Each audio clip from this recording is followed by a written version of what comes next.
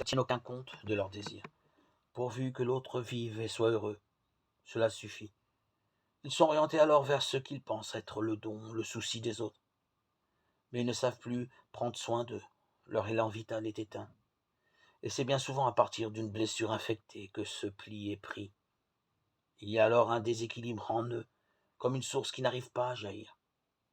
Des enfants qui n'ont été ni accueillis ni désirés, qui ont été victimes d'un projet ou d'une tentative d'avortement, peuvent refuser d'exister et souhaiter tout simplement mourir.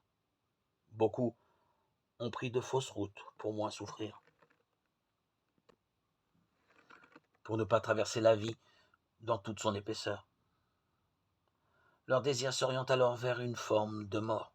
En fait, nous avons tous en nous, en même temps, des pulsions de mort et un élan vers la vie.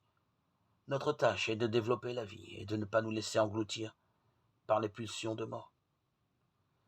Certains expriment leur souffrance de n'avoir aucun désir, mais le fait d'en souffrir signifie que l'élan de vie n'est pas éteint, puisque le désir du désir existe.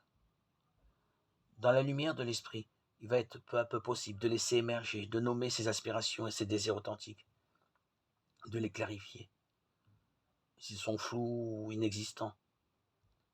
Le désir de Dieu ne rencontre que brouillard et vide.